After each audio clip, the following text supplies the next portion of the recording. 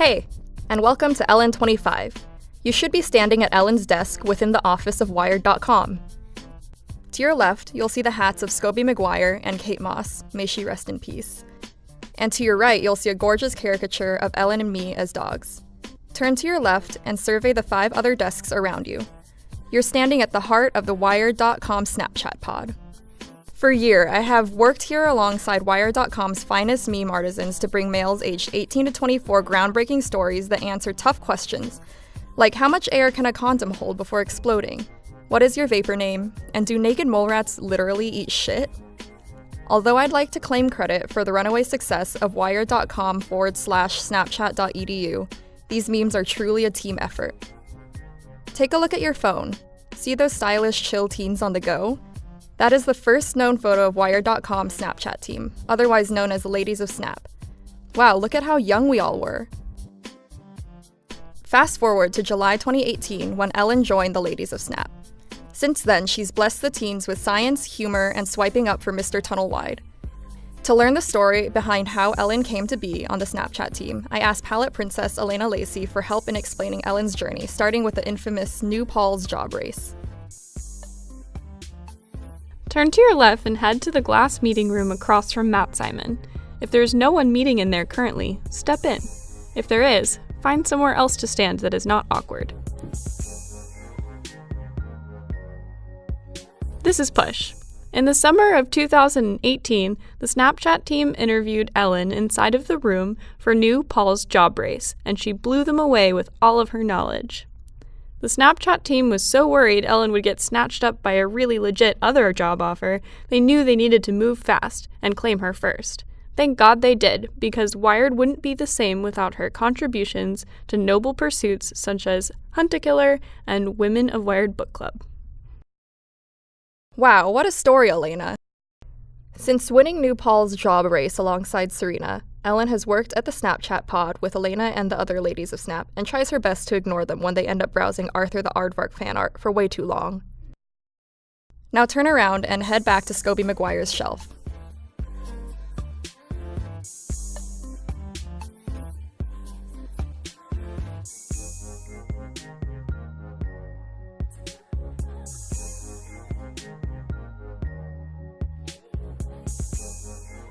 You're standing in the place where Ellen lovingly crafts copy for Snap editions every day. To learn more about what motivates Ellen and the Ladies of Snap to create hip memes for drooling teens, Julia is here to take you to your next landmark. Hey, it's Julia! Turn to your left and walk 5 paces alongside the Snap Pod Southeast. On your right, you'll see the home of Snapchat's mascot, Prince William II. Crouch down. Pet the mascot.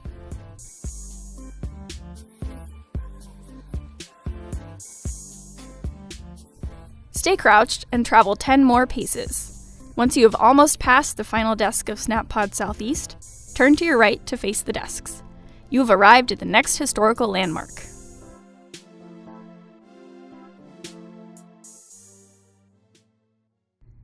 The Snapchat team acquired this mini fridge in December 2017. A symbol of the team's generous spirit and love for sharing, the mini fridge serves as the Snapchat snack and lunch home. Ellen joining the team in 2018 coincided with an increase in positivity, team spirit, curiosity, and kindness. Like the mini fridge, Ellen is full of fun surprises.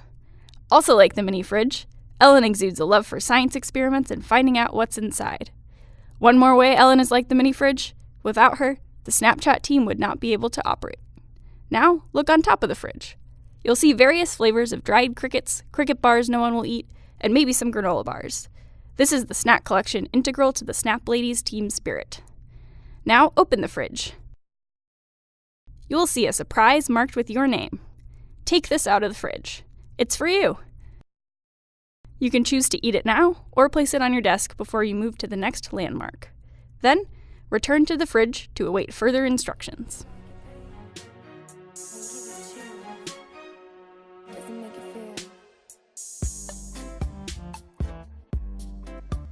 Ellen, are you back at the fridge? Close your eyes and take a deep breath. What do you smell? Is it that baked good from earlier? That would be so tasty. But no, Instead, you smell your favorite tropical rainforest, where you traded bodies with the princess. I'm so glad you cast your hex that day and moved to San Francisco for Wired.com. I also appreciate all you do to bring your tropical environment to everyone in your life, from your betta fish to your menagerie of plants, all the way to your devotion for chocolate. Your true spirit shines through. I appreciate so much that you stepped away from your best friends, the ferns, to hang out with us. I would elect you queen of my naked mole rat colony any day. Happy birthday from John.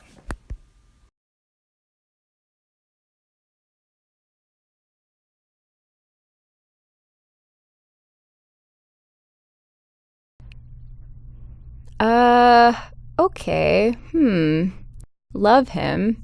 Anyways, please open your eyes and walk a few steps forward.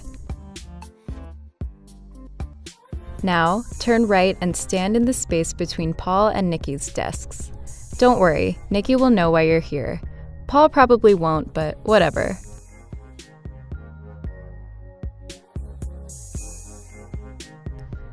Our favorite website, Wired.com, has a long history of hard-hitting, provocative journalism.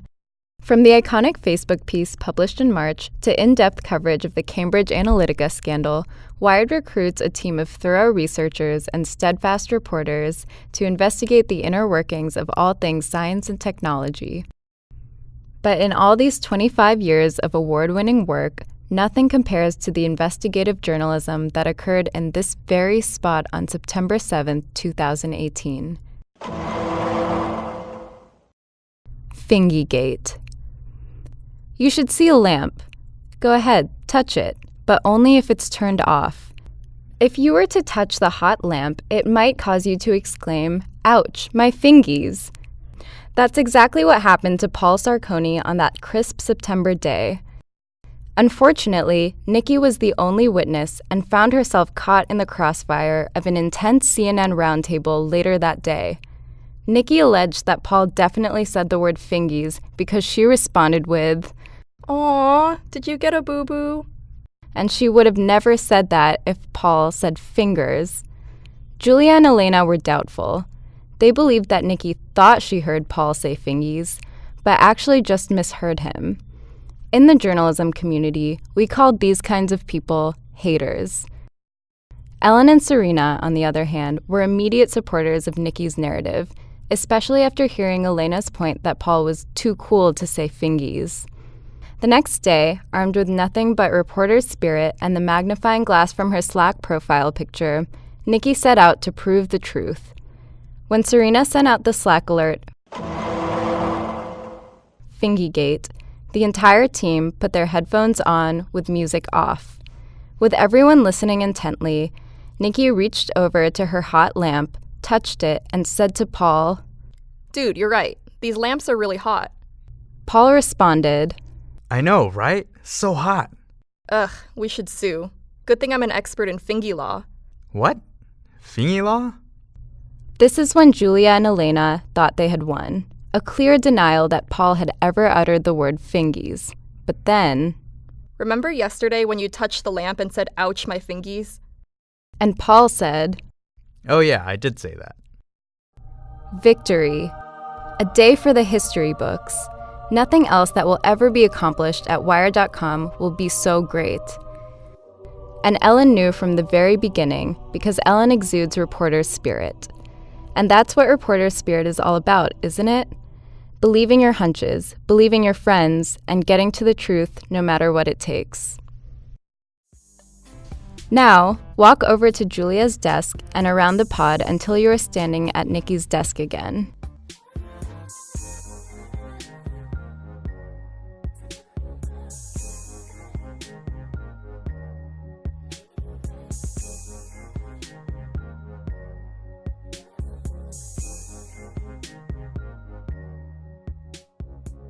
From Nikki's desk, walk past Julia again and stop at Elena's desk.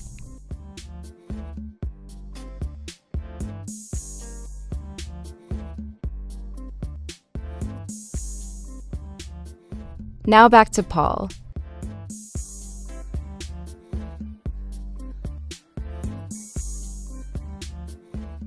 Go around one last time and park yourself at the mini fridge.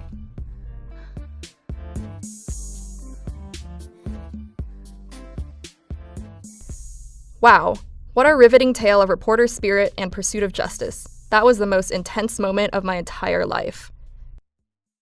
That's all fine and good, but Ellen's fate at Wired.com wasn't always so certain. Before winning New Paul's job race, Ellen had humble but noble beginnings as the reporting fellow. Although she thrived writing classic articles like the one about how hard it is to freeze snake sperm, her permanent employment at Wired was up in the air. Would she get to stay forever? Would she have to return to Texas? Are lemon bars truly a cursed food? We'll continue our journey after a quick word from our sponsor.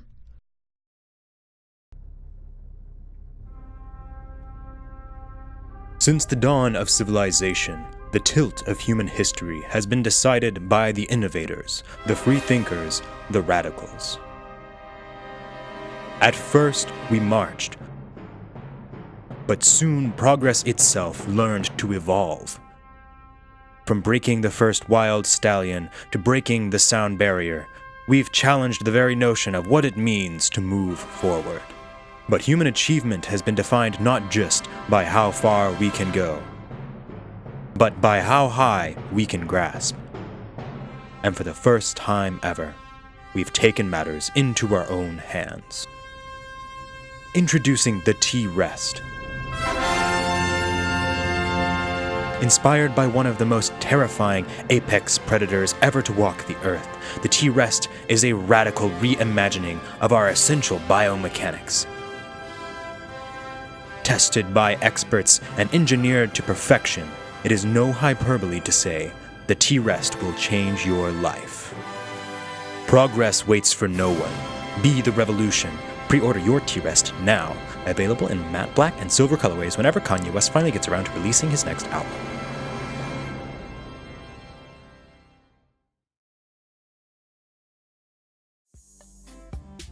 If you're still facing the mini fridge on the Ellen side of the Snap Pod, turn to your left and cut through the chartreuse room that leads to Becker's office.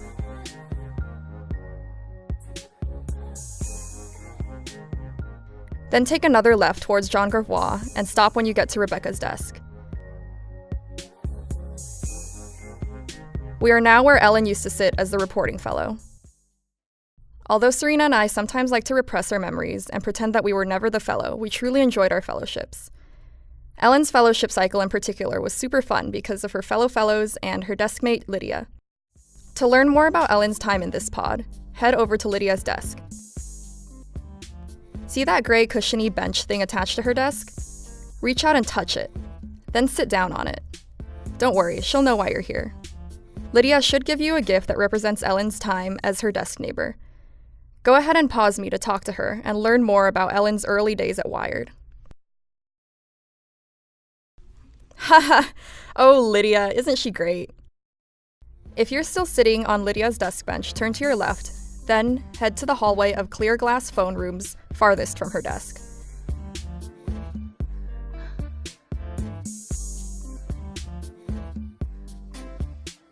Stop in front of the phone room closest to you. You should now be at the penultimate stop on the Ellen25 tour. This is the famous phone room where Ellen sealed her fate as a lady of Snap. If there's nobody there, go ahead and open the glass door and head in.